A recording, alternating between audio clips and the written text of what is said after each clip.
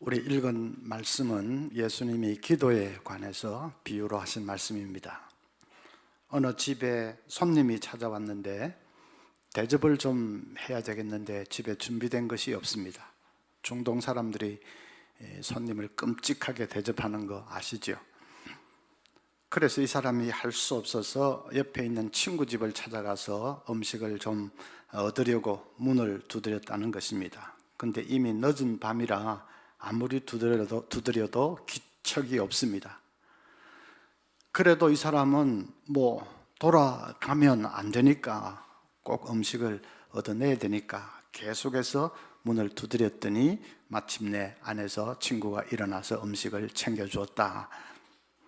친구 관계라는 것만으로는 어림도 없는 일인데 워낙 돌아가지 않고 계속 두들겨대고 있으니까 할 수 없어서 일어나서 음식을 챙겨주었다. 예수님이 그 말씀을 하시면서 결론을 이렇게 맺으십니다. 내가 너희에게 이르노니 구하라 그러면 너희에게 주실 것이요 찾으라 그러면 찾을 것이요 문을 두드리라 그러면 너희에게 열릴 것이라. 열심히 찾고 구하고 문을 두드리고 하는 것이 기도라고 말씀하십니다. 또 그렇게 하면 반드시 응답받는다 말씀하십니다. 오늘 주님의 말씀을 통해서 우리가 기도의 특징 두 가지를 배울 수가 있습니다. 하나는 기도는 간청하는 것이라는 사실입니다. 음식을 구하러 친구 집을 찾아가서 문을 두드리는 사람, 어떻게 두드렸을까요? 아주 조용하게 부드럽게 여보게 좀 일어나 보게 그렇게 아주 매너 있게 그렇게 두드렸을까요? 택도 없지요. 쾅쾅쾅쾅 두드리면서 여보게 좀 일어나 보게 좀 빨리 일어나 보라니까 고함을 질러댔을 것입니다. 그 늦은 밤에 왜 사람이 무슨 매너도 없이 무례하게 남의 집 앞에서 그런 식으로 합니까? 어떻게든 음식을 좀 받아내야 되니까요. 그 늦은 시각에 그 집 아니면 다른 어디에 가서 음식을 구할 수가 있습니까? 친구는 기다리고 있고 손님은. 그래서 그냥 체면이고 염치고 무례고 그거 다 내려놓고 쾅쾅쾅쾅 두들겼다는 것입니다. 여보게 일어나 보게. 예수님은 그렇게 하는 것이 기도라고 말씀하십니다. 간청하는 것이 기도입니다. 막무가내인 듯이 머리를 그냥 들이미는 것이 기도입니다. 8절 끝에 그 간청함을 인하여 일어나 그 요구대로 주리라. 이 간청이라는 원어의 뜻은 뻔뻔하다, 부끄러움을 모른다 그런 뜻입니다. 진짜 부끄러움을 모르는 사람처럼 뻔뻔한 사람처럼 그냥 머리를 들이밀면서 간청을 해대는 것이 기도입니다. 그 말은 기도할 때는 늘 고래고래 고함을 질러야 된다 그런 뜻은 아닙니다. 어떤 아이가 이제 잠자기 전에 기도를 하면서 이렇게 기도합니다. 하나님 자전거 하나 사주세요. 제 자전거는 너무 고무래요. 하나님 새 자전거 하나 주세요. 엄마가 뛰어가서 얘야 하나님이 귀가 먹으셨냐? 왜 그렇게 고함을 질러? 그러니까 아이가 엄마 알아요. 하지만 할머니는 옆방에 계시잖아요. 그리고 우리 할머니 귀가 좀 어둡잖아요. 지금 그 아이는 누구에게 기도하고 있습니까? 할머니에게. 그런 식으로 인간 누구에게 기도하는 것이 아니고 하나님께 기도하는 것이라면 고함을 질러도 좋고 조용히 기도해도 좋습니다. 하나님은 다 들으십니다. 조용히 기도해도 들으십니다. 그런데 조용히 기도하더라도 마음만은 절박하게, 마음만은 간절하게, 조용히 기도한다고 해서 마음도 그냥 허지부지 그러면 안 되고 마음만은 정말 간청하면서 하나님 앞에 아뢰는 것이 그것이 기도입니다. 성경을 보면 우리 믿음의 선조들이 다 그랬습니다. 하나님이 소돔 고모라를 멸하려고 하니까 아브라함이 어떻게 기도합니까? 하나님, 의인 50명만 있으면 멸하시지 않겠습니까? 하나님이 그러마 하니까 45명만 있으면 멸하시지 않겠습니까? 하나님, 그렇게 하마 40명만 있으면 멸하시지 않겠습니까? 30명만 있으면요, 20명만 있으면요, 10명만 있으면요. 진짜 하나님이 짜증날 정도로, 하나님 짜증내지 않으시지만 진짜 아브라함이 그렇게 붙들고 늘어지면서 간청했습니다. 그때마다 하나님께서 그렇게 하마 응답을 해주시는 것이죠. 야곱은 어떻습니까? 야복강 나루터에서 천사와 씨름하는데 창세기 32장 26절에 야곱이 가로되 당신이 내게 축복하지 아니하면 가게 하지 아니하겠나이다. 환도뼈가 위골이 되어서 쩔뚝쩔뚝 하면서도 축복해 주지 않으면 못 가십니다. 가게 하지 않겠습니다. 하나님, 절대로 안 됩니다. 붙들고 늘어졌습니다. 그 기도도 하나님이 다 들어주시고, 그래서 이름도 바꿔주시고 네가 하나님과 겨루어 이겼다 그렇게 하셨지 않습니까? 아브라함 헤첼이라는 유대인 학자가 이렇게 말했습니다. 사랑의 하나님이 때로 냉정하게 나타나실 때 그 모습을 받아들이기를 거부하는 것이 구약에 나타나는 기도의 전형적인 형태다.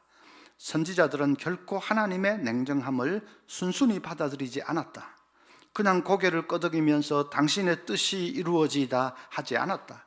그들은 오히려 당신의 뜻이 변경될지어다 라고 하듯이 하나님께 도전했다. 그러면서 헤첼은 덧붙였습니다. 인간은 하나님께라도 절대로 백기투항을 하면 안 된다. 조금 표현이 세지만은 문맥을 보면 그의 말이 정확합니다.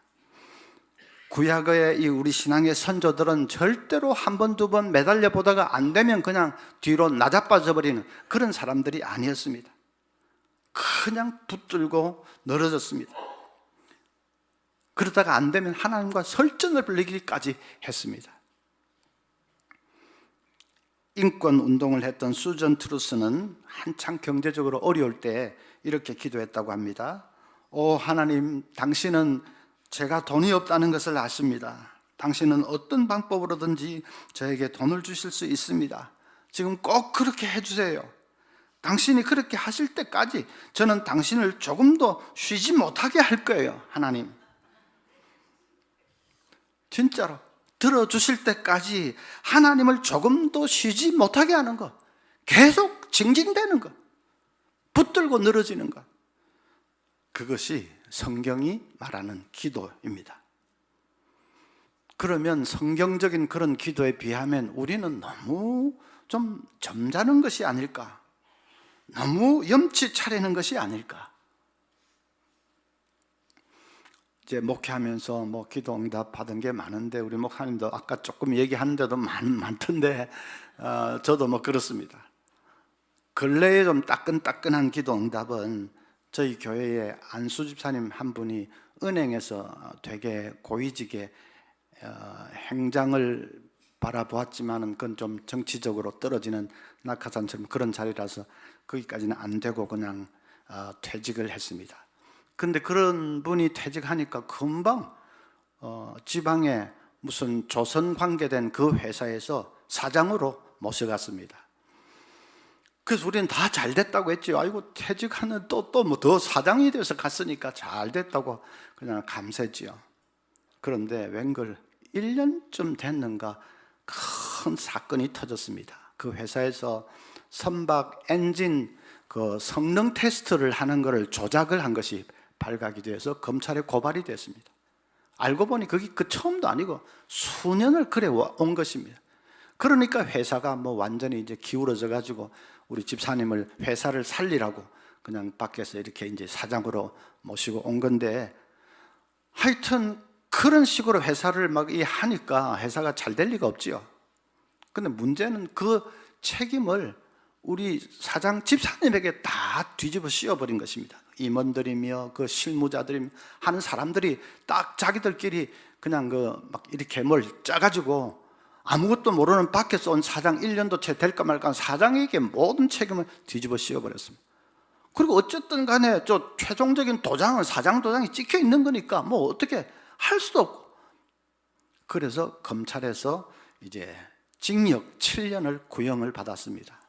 우리가 얼마나 세상에 그렇게 좋고 신실하고 믿음 좋고 그런 집사님인데 이렇게 할 수가 있냐.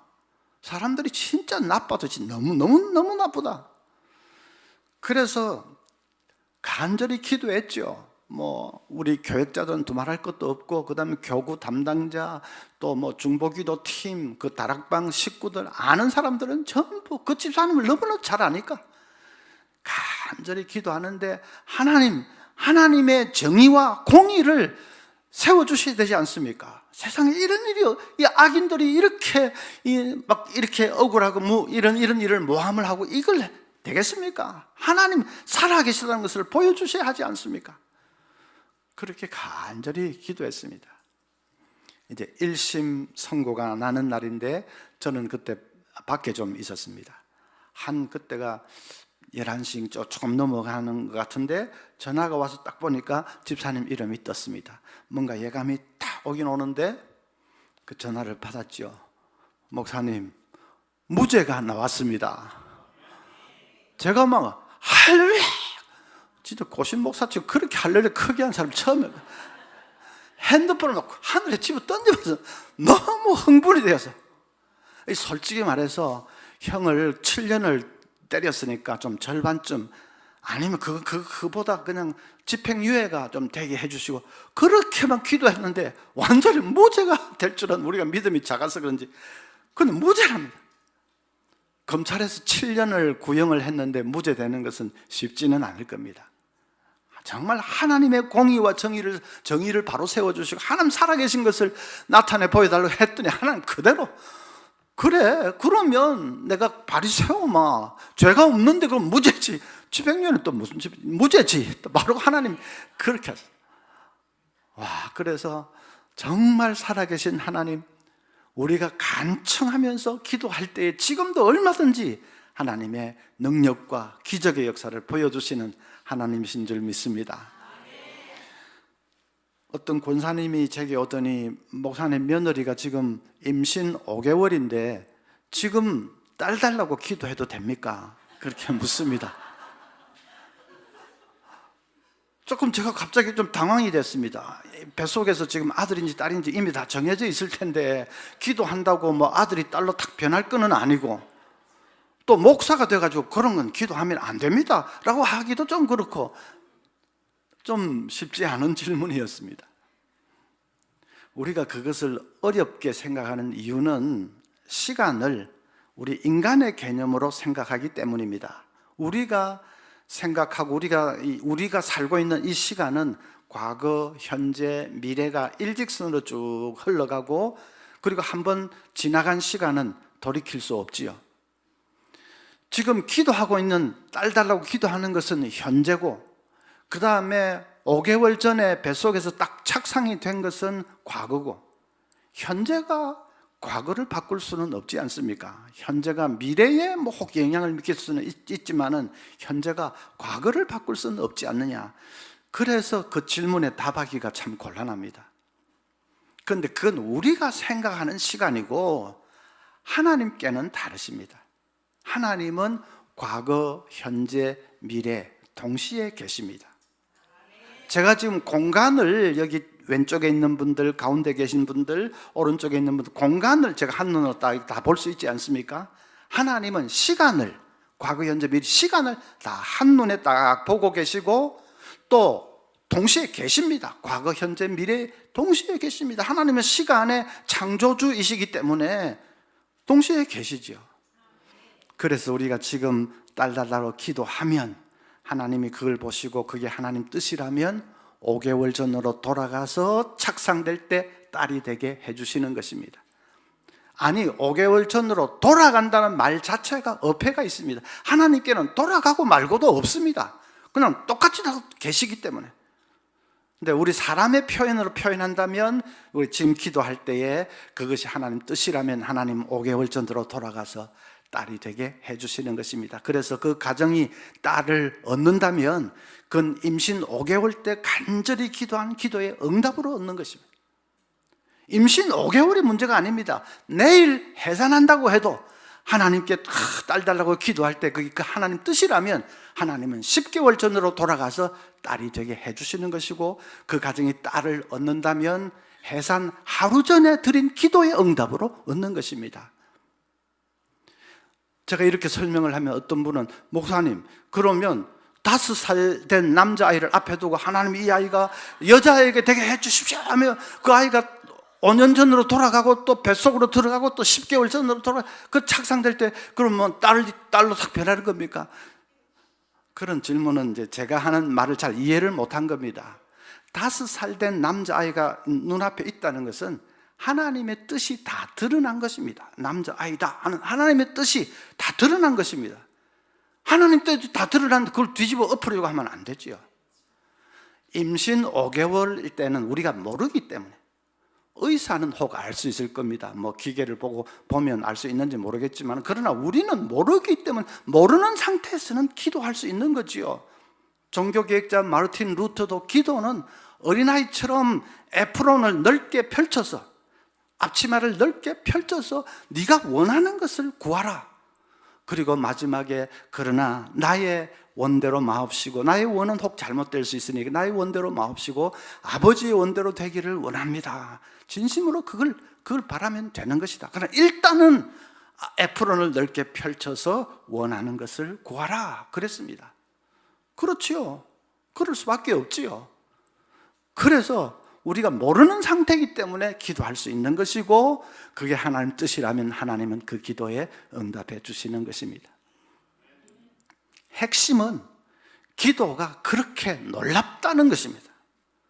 기도가 그렇게 정말 굉장한 것이라는 사실입니다. 종교개혁자 잔 칼빈은 이렇게 말했습니다. 기도를 통해 우리의 목소리가 하나님께 용납된다는 사실보다 우리를 더 흥분시키는 것은 없다. 그렇지 않습니까? 우리의 이 작은 목소리가 그 창조주 하나님의 귀에 지금 들리고 있다. 그것보다도 우리를 더 흥분시키는 사실은 없습니다.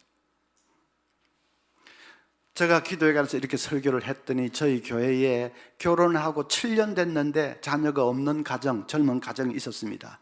설교를 듣고는 우리가 너무 쉽게 포기했구나. 오늘부터 기도하자. 그래가지고 1년 지나지 않아서 딱 잉태가 됐습니다.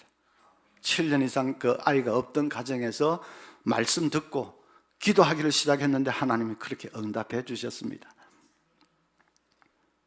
어떤 무신론자가 영국의 윌리엄 템플 대주교에게 가서 12조로 이렇게 말했습니다. 기도하면 응답이 된다고요? 그건 응답이 아니라 우연의 일치지요. 윌리엄 템플 대주교가 이렇게 대답을 했습니다. 당신처럼 그렇게 생각할 수도 있겠지요.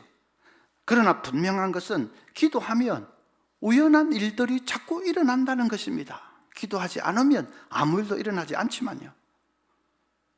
그 당신은 무신론자고 불신자고 하니까 응답이 어디 있냐? 그건 뭐 우연의 일치겠지. 그렇게 생각할 수 있겠지, 당신은. 근데 희한한 것은 기도하면 당신이 말하는 그 우연의 일치라는 게 자꾸만 일어난다는 거야, 희한하게. 기도하지 않으면 아무 일도 일어나지 않지만. 여러분, 그건 우연의 일치가 아니고 하나님의 응답이죠. 그래서 간청하십시오. 하나님이 그 기도를 물리치지 않습니다. 자, 둘째로는 기도는 인내하는 것입니다. 친구 집에 가서 문을 이제 두드리는 사람, 아무리 두드려도 안에서는 기척이 없습니다. 그러면 포기하고 싶은 생각이 났을 겁니다. 왜 안 그렇겠습니까? 캄캄한 밤에 이미 뭐 다 잠들어 있는 그 시간에 가서 문을 두드리는데 아무 안에서 미동도 없으면, 아이고 내가 너무 무리야. 사실 지금 시계가 지금 몇 시야 이거. 무리야. 그냥 돌아갈까? 그런 생각이 왜 안 나겠습니까? 그런데 돌아가면 어떻게 합니까? 손님은 기다리고 있고 대접을 해야 되는데. 그래서 돌아가면 또 아니니까. 그래서 더 두드려, 한 번 더 두드려 보자. 또 두드리는데 안에서 불이 착 켜지면서 누구요? 소리가 들립니다. 이제 살은 거죠. 자, 오늘 오후 설교 제목 다 같이 시작. 정신 차리고 있는 사람도 있고 멍하게 있는 사람도 있네요. 예. 다시 한번 시작. 예. 한 번 더 두드려 보라. 여러분, 기도하시면서 꼭 그런 상황이 올 겁니다. 그 문 두드리는 사람처럼. 아무리 기도해도 하늘의 창은 그저 불 꺼진 창처럼 깜깜하기만 하고 하나님은 미동도 하지 않으시는 것 같이 그런 느낌이 올 때가 있습니다. 그래서 그만 아이고 뭐 기도한다고 뭐 특별한 게 있겠냐 하고 포기해버리고 싶은 마음이 꿀떡 같은 생각이 들 때가 있습니다. 그때 오늘 설교 제목을 딱 떠올리기 바랍니다. 한 번 더 두드려 보라. 한 번 더 두드리는 것이 여러분의 운명을 바꿀 수도 있습니다. 우리 한국 사람들의 인내심 부족한 것은 세계가 다 잘합니다. 동남아 여행을 가면 이 장사꾼들이 한국 사람인 거 귀신같이 알아보고는 빨리빨리 하면 우리를 놀립니다. 우리가 빨리빨리 해가지고 그 폐허에서부터 이 한강의 기적을 일궈낸 것은 모르고 그냥 놀려대죠. 그런데 사실 인내심이 부족한 것은 사실입니다. 어떤 사람이 이렇게 기도를 했다고 합니다. 하나님, 제가 인내심이 참 부족합니다. 저에게 인내심을 주시옵소서. 지금 당장 주시옵소서.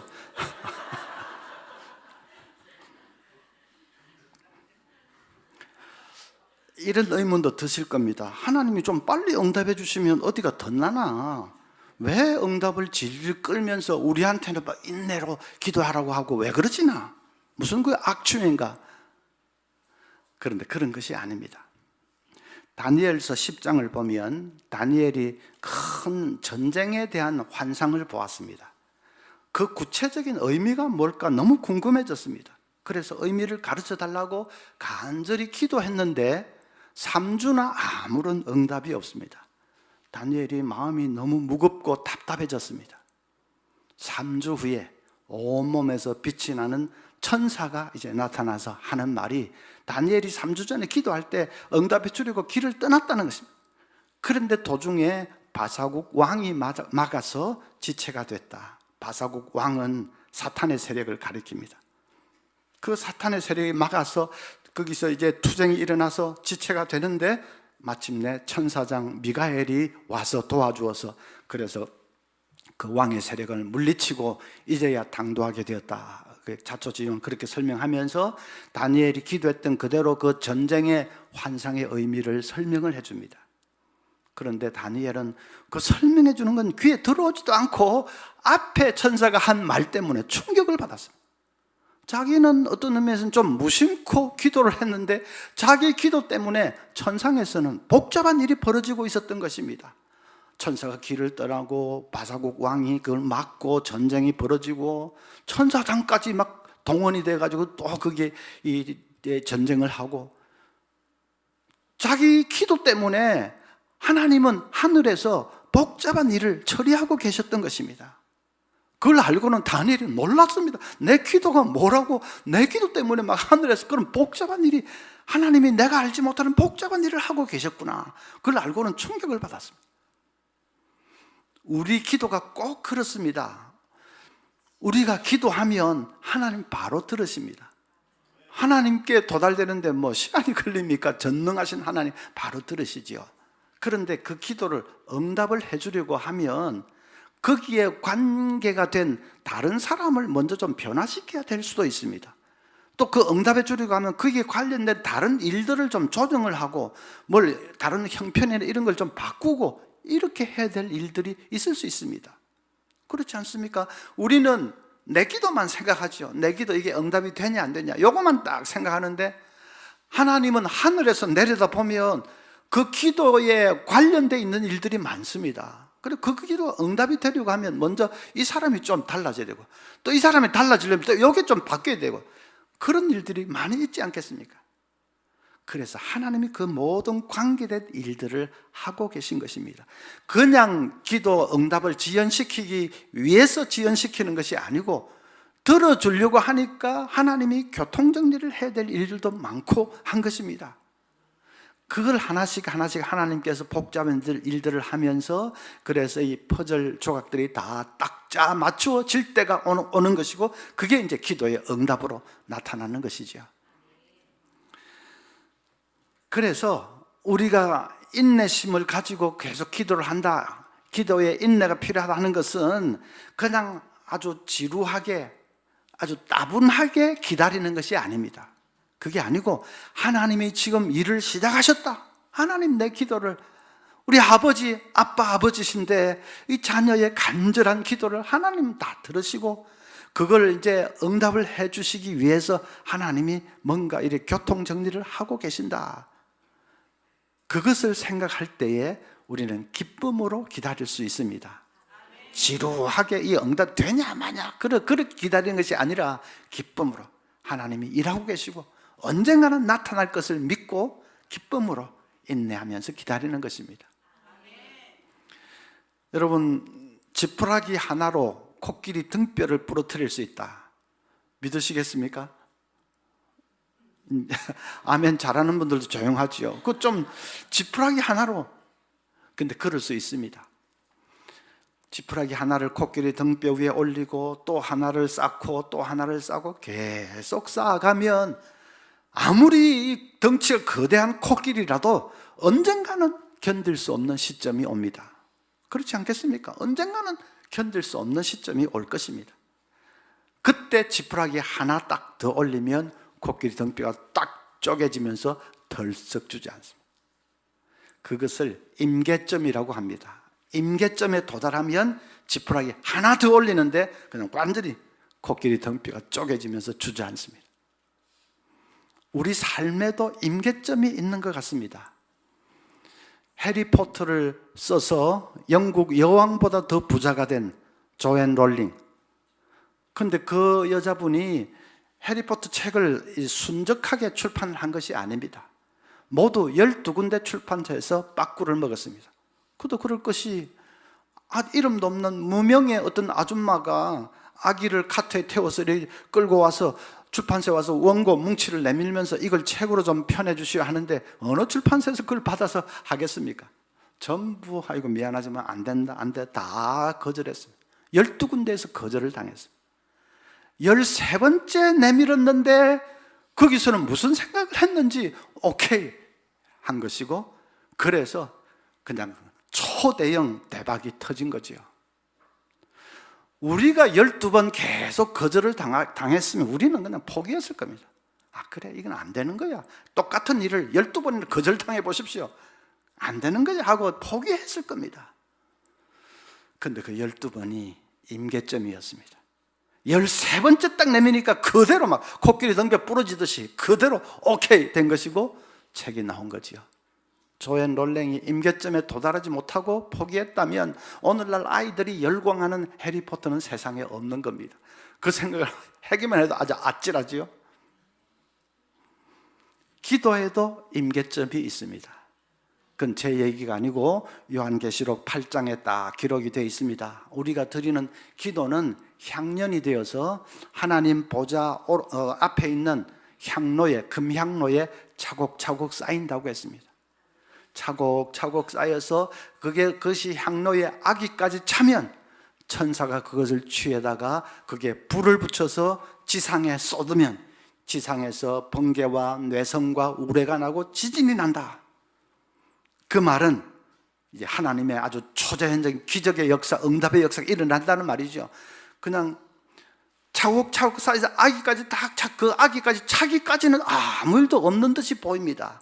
그런데 아기까지 딱 차면 천사가 불을 붙여서 지상에 쏟으면 번개가 나고 지진이 나고 우레가, 그 말은 지축을 쪼개면서 귀신이 떠나가고 병마가 쫓겨나가고, 그래 또 뭐 이렇게 하나님의 기적의 응답의 역사가 일어난다 하는 뜻입니다. 아기까지 딱 차는 게 임계점이었습니다. 기도의 임계점. 그래서 우리가 인내로 기도할 때에 하나님이 일하고 계신다는 것을 믿고 기쁨으로 인내하고, 그리고 또 믿어야 될 것은 이제 어느 땐가 임계점에 도달하면 하나님께서 놀랍게 응답해 주신다는 것을 믿어야 합니다.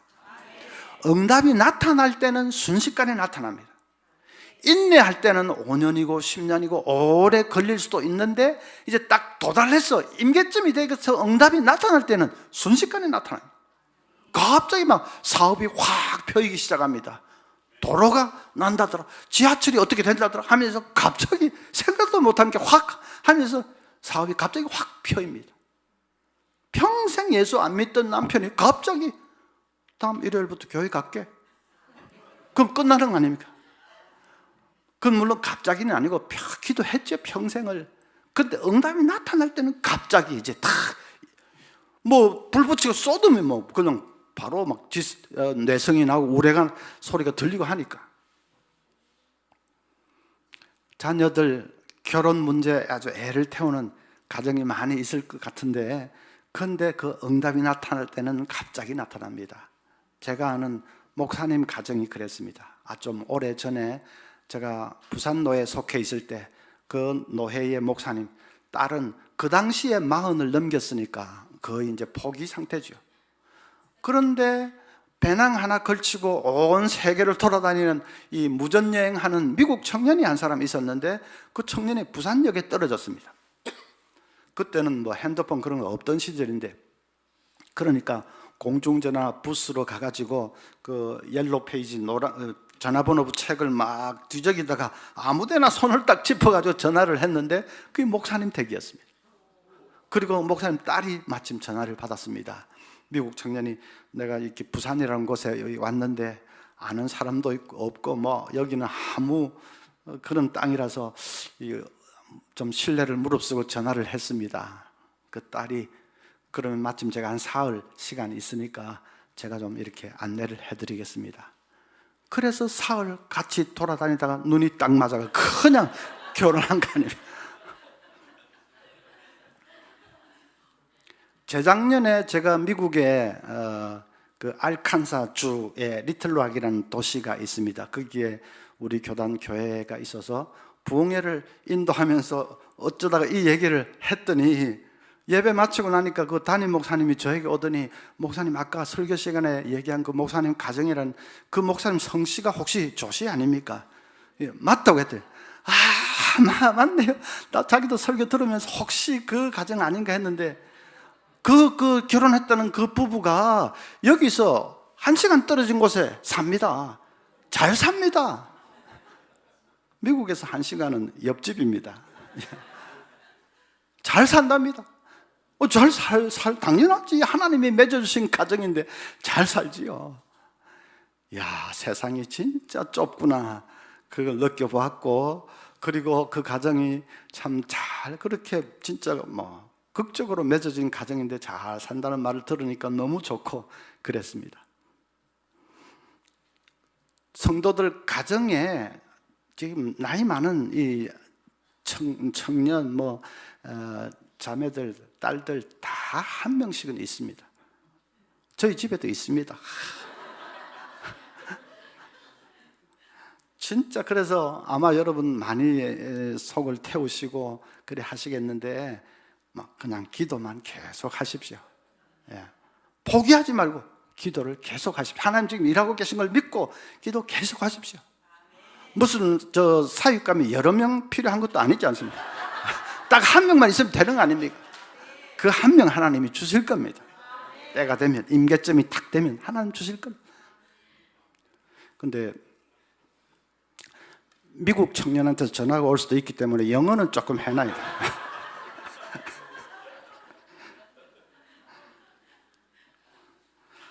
한 10여 년 전에 저희 교회에서 본당에 이찬수 목사님 모시고 부흥 집회를 했습니다. 둘째 날인데 저녁 집회하기 전에 이제 식사를 하는데 이 목사님 저보고, 한 목사님 교회 오신 지 몇 년 되셨습니까?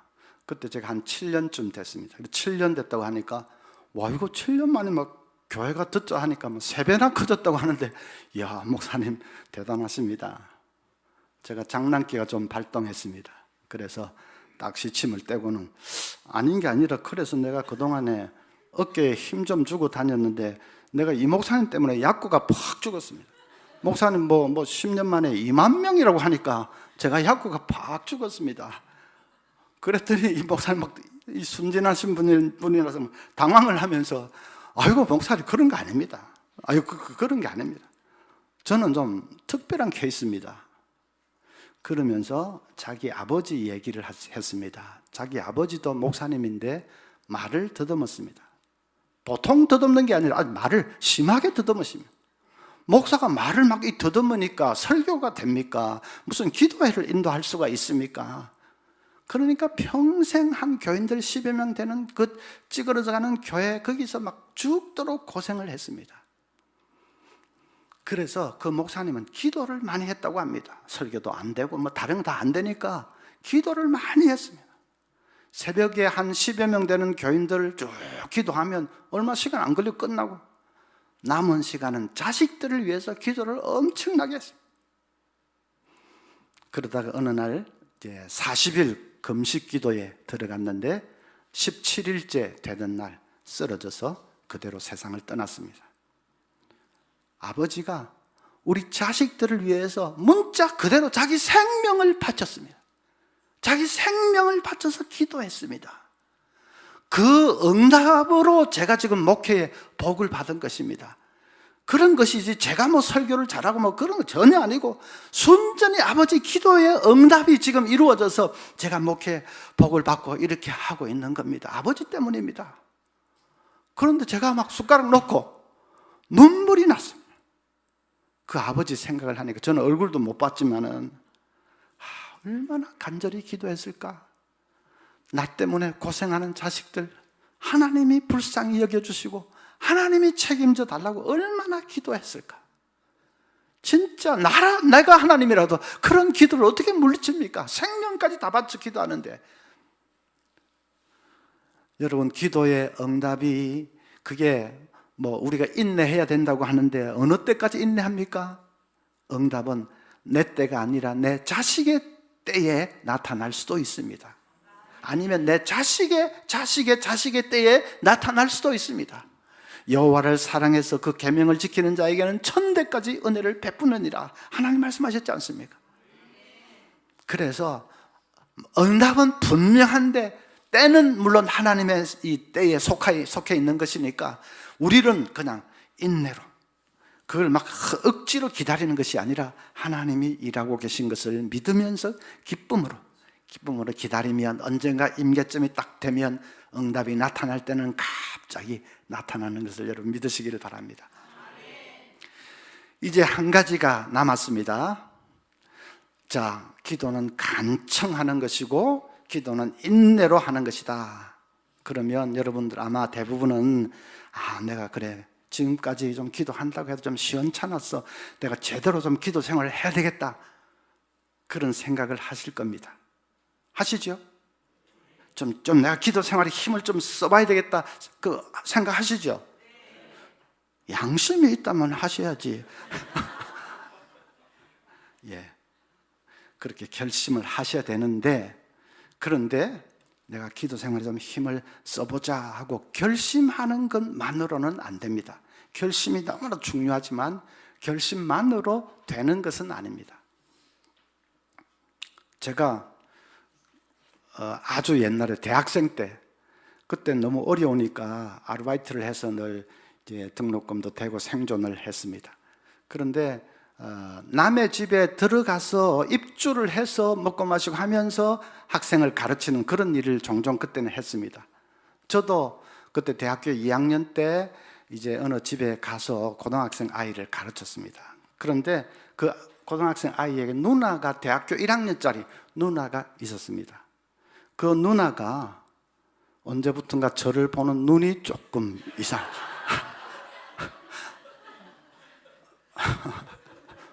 왜 안 믿습니까? 옛날에는 잘 나갔습니다. 저도. 예. 제가 그런 거 잘 모르지만 그래도 그 정도는 알지요. 흑심을 품고 있는 게 분명합니다. 그러더니 어느 날은 하는 말이 이번 토요일 날 태릉 빼밭에 자전거 타러 가지 않겠느냐고 합니다. 드디어 올 것이 왔습니다. 자전거 데이트 신청이죠. 너무 좋은데 머리 틀려고 하면 처음 데이트 신청 받아보니 너무 좋은데 문제는 제가 자전거를 탈 줄 몰랐습니다. 타본 일이 있어야죠. 그래서 고민을 했습니다. 이걸 어떻게 하나. 근데 제가 또 약간 똥배짱은 있어가지고 막 가자, 속으로 제가 가자 했습니다. 그냥 뭐 자빠지려고 하면 더 빨리 확 저으면 되겠지. 또 내가 운동신경이 없는 것도 아니고 가보자. 그래가지고 그냥 아가씨에게 가자고 했습니다. 그때가 5월 어느 날 아주 포근한 진짜 눈부신 봄날, 백꽃이 흩날리는 그 태릉 대밭에, 지금은 그거 다 없어지고 없지요. 태릉 대밭에 자전거를 타러 갔습니다. 어떻게 됐을까요?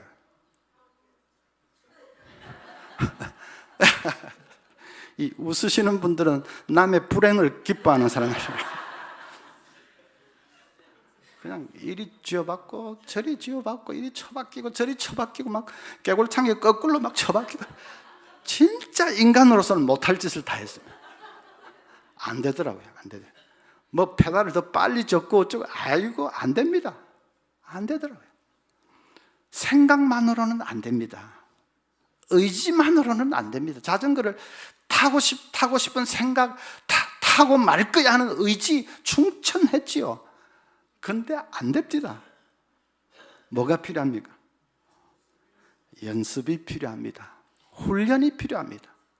그래서 평소에 자전거를 탈 줄 알아야 중요한 데이트 때도 자전거를 탈 줄 아는 것이지, 평소에 훈련 연습이 안 돼 있어 못하면 중요한 순간이 와도 못합니다. 그게 분명합니다. 기도도 마찬가지입니다. 여러분 말씀 들으면서 정말 7년 됐다가 기도를 새로 시작했는데 1년 만에 탁 이렇게 잉태가 됐다, 응답을 받았다, 그런 얘기 들을 때 정말 내가 이때까지 너무 기도를 좀 그냥 맥없이 하고 그냥 쉽게 그냥 포기하고, 그래서 기도 생활 새로 좀 해야 되겠다 결심은 아마 양심이 있다면 대부분 하실 겁니다.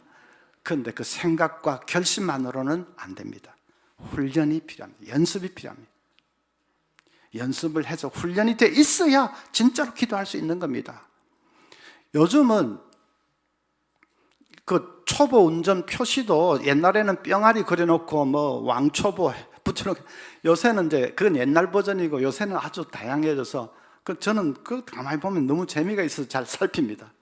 한 번은 앞에 차를 딱 보니까 3시간 동안 직진만 했어요. 또 어떤 차는 보니까 저도 제가 무서워요. 와, 그거는 진짜 지도 지가 무섭다는데 좀 무섭습니다. 또 한 번은 뭐 영화 대사처럼 먼저 가세요. 전 이미 걸렸어요. 그런 거. 제일 앞권은 이거였습니다. 답답하시지요? 저는 환장하겠습니다. 그거 보니까 빌빌대도 빵빵 못 하겠더라고요. 제가 뭐 빵빵 잘 안 합니다만은 그래도 그거 보니까 그래, 뒤에서는 막 답답해 하지만은 자기는 진짜 환장하고 싶을까, 제대로 안 되고 겁만 나고 뭐 이래서 환장하고 싶을까. 마찬가지입니다. 우리 교역자들이 볼 때는 어떤 집사님 지금 사업이 완전히 기울어져서 막 이게 너무 어렵다고 하는데, 저 집사님 좀 기도 좀 해보시지. 교구 담당자 이런 분들은, 교역자들은 보면 진짜 답답합니다. 큰 죽기 살기로 하나님께 좀 매달려 보면 뭔가 하나님이 돌파구를 열어주실 수도 있는데, 우리가 모르는 돌파구를 열어주실 수도 있는데 왜 저러고 있을까? 좀 기도 좀 죽기 살기로 한번 해보시지. 답답합니다, 옆에서 보기에는. 그런데 본인은 환장하고 싶을 거예요. 기도가 안 돼서. 아니, 집사님인데 기도해야 된다는 생각을 왜 못하겠습니까? 그래서 해보려고 하는데 안 되는데요. 한 10분만 앉아서 기도하려고 하면 하나님이 보이는 게 아니라 막 걱정, 근심만 막 몰려오고, 지금 당하고 있는 어려운 일들만 눈을 감으니까 더 생각이 잘 나죠. 뭐 어떤 사람 막 이상한 말 한 것 떠오르고, 하나님이 보이는 것이 아니라 막 온갖 걱정, 근심, 염려 덩어리만 보이는데 기도가 됩니까? 억지로 하나님 해보지요. 근데 그래가지고 뭐 5분을 갑니까? 10분을 갑니까? 결국은 들썩 일어나서, 그게 평소에 훈련이 안 돼 있어서 그렇습니다. 기도의 훈련이 안 돼 있기 때문에 위기를 만나도 그 기도가 안 되는 겁니다. 저는 우리 말씀 전원교회 성도님들이 평생 형통하고 순풍에 돛단 듯한 그런 순적한 삶을 살기를 간절히 원합니다. 그런데 인생이라는 것은 그런 것이 아닙니다. 우리는 그렇게 원하지만은 그러나 원치 않는 풍랑이 닥칠 때도 있습니다. 갑자기 막 병원에 그냥 별 생각 없이 갔는데 큰 병원 가보셔야 되겠습니다. 갔더니 암입니다. 갑자기 그럴 수도 있고 자녀가 갑자기 뭐 어려운 일을 당할 수도 있고 인생이 그런 거 아닙니까? 평생 형통하게 잘 살면 좋지만 그건 우리 소망이고 그렇게 되지 않을 수가 있습니다. 그럴 때 위기를 만날 때 갑자기 기도하려고 하면 절대로 안 됩니다. 평소에 훈련이 된 사람만 그 위기의 때에도 기도할 수 있습니다. 평소에 그럼 기도의 훈련을 뭐 어떻게 하라는 말이냐? 새벽 기도입니다. 새벽 기도. 새벽 기도는 기도의 훈련을 쌓아가는 시간입니다. 집사님 새벽 기도 좀 나오십시오 하면 아이고 우리 가정은 뭐 요즘 별 기도 제목이 없는데요. 뭐 그냥 평탄한데 뭐 그러면서 좀 구실구실 하는데 무슨 절박한 기도 제목이 있어서 꼭 새벽 기도 하는 게 아니고 그게 기도의 훈련을 쌓는 것입니다. 그래서 계속 새벽에 하나님과 만나서 기도의 훈련을 쌓는 그 한 사람이 위기를 만날 때에 기도할 수 있습니다. 우리 말씀 전원교회 성도님들 열심히 새벽 기도 잘 하실 줄 압니다만은 그래도 혹시 안 하시는 분이 있다면 꼭 이제 이 새벽에 기도의 훈련을 쌓았어야 합니다. 제가 성경 다음으로 거의 중요하게 생각하는 말이 이것입니다. 챔피언은 링에서 태어나는 것이 아니다. 링에서는 다만 인정받을 뿐이다. 권투 챔피언이 링에서 태어나는 것이 아니라면 어디서 태어나는 것입니까? 예, 이 눈치로 때려잡을 수 있는데 훈련장에서 땀을 비 오듯이 쏟으면서 그냥 그 샌드백을 두들기고 막 하는 그 시간, 스파링 파트너와 함께 치고 받고 굴리고 쓰러지고 땀을 비 오듯이 쏟는 그 훈련장 연습장에서 챔피언은 이미 탄생한 것입니다. 링에서는 이제 그것을 만인 앞에서 인정받는 시간일 뿐입니다. 위기를 만나서 하나님께 부르짖고 기도하고 매달려 결국 그 위기를 돌파해 가는 그런 영적인 챔피언은 어디서 태어나는 것입니까? 새벽 기도, 그 기도의 자리에서 태어난 것입니다. 아무도 보지 않고 캄캄한데 그러나 하나님과 나만 그렇게 교통하면서 하나님 붙들고 씨름하는 그 새벽 기도 영적인 훈련장에서 챔피언은 이미 태어난 것입니다. 위기를 당해서 이기는 것은 그걸 이제 인정받는 시간이죠. 자, 그래서 새벽 기도 꼭 해야 되는데 여러분 두 가지 장애물을 극복해야 새벽 기도 할 수 있습니다. 이제 이것만 하고 마치겠습니다. 두 가지 장애물 뭘까? 첫째는 뭘까요?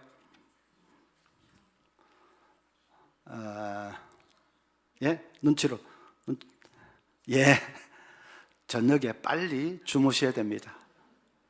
그냥 미스터 트로트 보고 막 볼 거 드라마 다 보고 요새 뭐 눈물의 여왕 그런 거 보고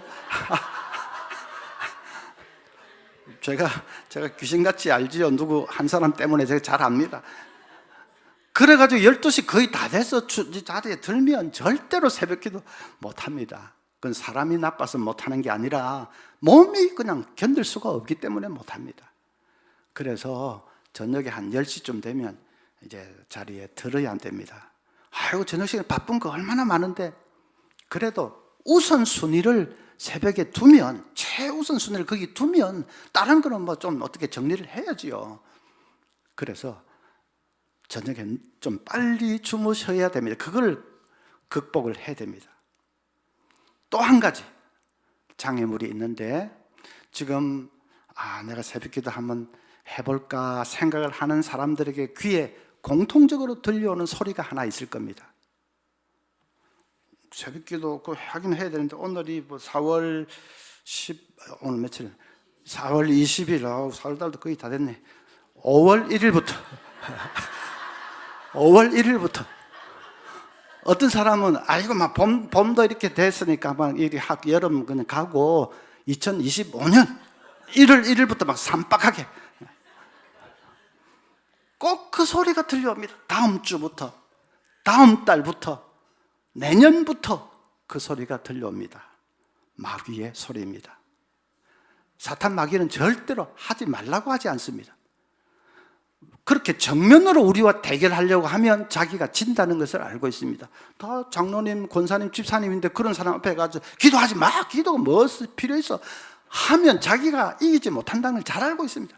그래서 기도해야지. 당연히 그 기도해야지. 근데 뭐 지금 거의 4월달 거의 다 됐으니까 그냥 5월 1일부터 하지. 내년부터 산박하게 하지. 마귀 중에서 제일 간교한 놈이 바로 다음 마귀. 다음에 그 소리에 걸려서 넘어가가 평생 못하게 된 사람이 얼마나 많은지 모릅니다.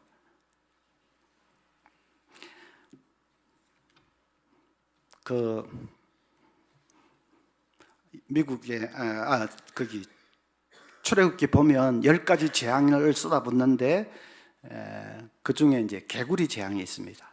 개구리가 막 식탁 위에도 들끓고 침대 위에도 끓고 하니까 막 냄새며 악취며 전염병도 옮기고 시끄럽고, 그래서 그 천하의 바로도 두 손을 바짝 들었습니다. 아이고 내가 졌다.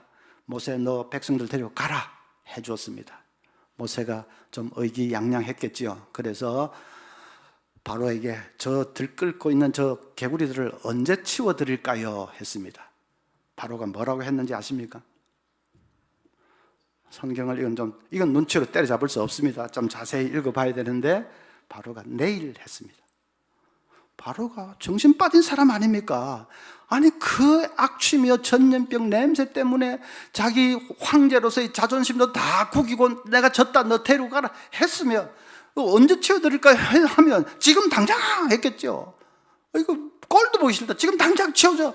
그래야 되죠. 내일 하면 그럼 하룻밤을 그 밤 내내 개구리들과 같이 지내겠다는 겁니까? 뭡니까?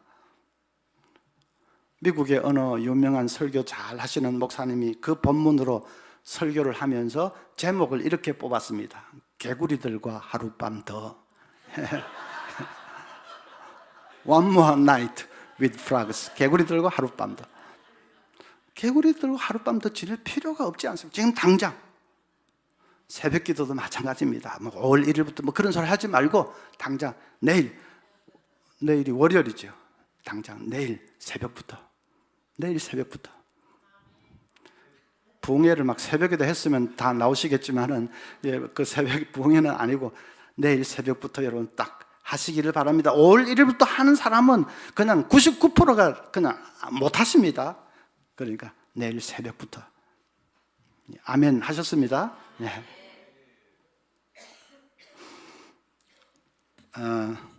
어떤 가정에